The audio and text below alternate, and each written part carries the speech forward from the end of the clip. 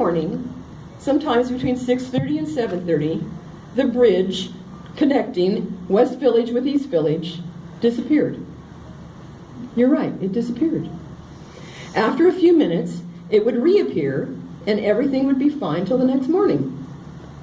Then the bridge would vanish again, leaving the villagers of the morning commute in a frightening situation. I decided to investigate. Waking early, about 5 a.m., I climbed a neighboring tree. I surmised that from this vantage point, I could see the entire bridge. I waited. 6:30 came and went, then 7. I was about to give up. Then it happened. From my high vantage point, I could see a frightening creature. It walked upright on 2 legs with 2 appendages hanging from the top of its body under a huge, ugly head. I was terrified. The creature approached the causeway, and one of its appendages reached out and grabbed a portion of the bridge.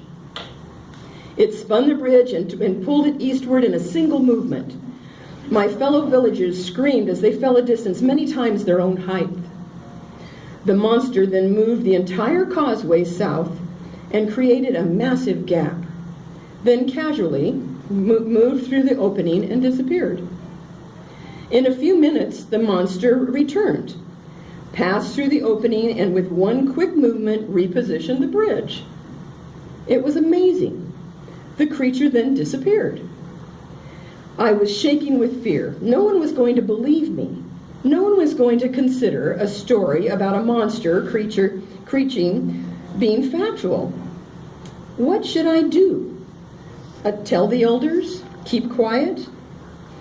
I slowly climbed down the tree, nearly paralyzed with horror. I must inform the elders immediately. The knowledge of a world bigger and more terrifying than I could ever consider dominated my thoughts. The elders were congregated in the meeting grotto. Ignoring protocol, I rushed by the security guards and interrupted the elders' conversation. "Are you all right?" asked the elder-in-chief. I gasped, attempting to catch my breath. "I know what is causing the bridge to disappear." I related my terrifying account. The elders were flabbergasted. "What should we do?" questioned the anxious elder-in-chief.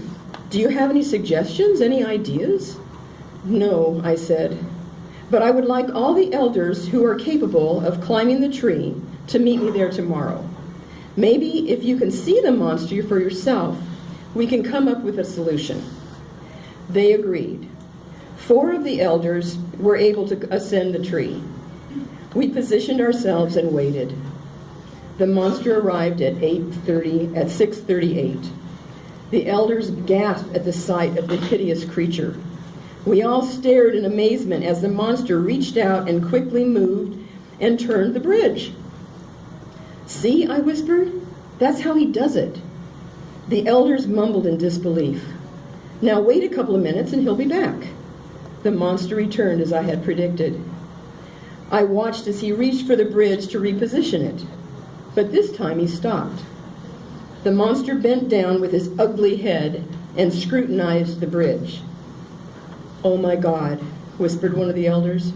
"He is examining some of the villagers stranded at the edge." The monster paused, then reached out and quickly flicked a villager from the causeway. He sent our companion flying into space. We were paralyzed with fear. The monster stood up, shook his ugly head, turned, and walked away. The elders and I looked at one another in horror and shock. "Did you see that?" the elder-in-chief shouted in terror. "He just sent one of our villagers to his death without hesitation." I'm horrified.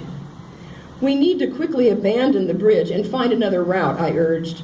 We all rushed down and began notifying the villagers to return to their homes until a new route could be established. Suddenly the sky darkened. "Hurry," I shouted. "Hurry back to your homes." The villagers began to run. The sky turned murky. There was a venomous cloud. The monster loomed above. I could smell the toxicity. The monster held a large cylinder in one of its appendages.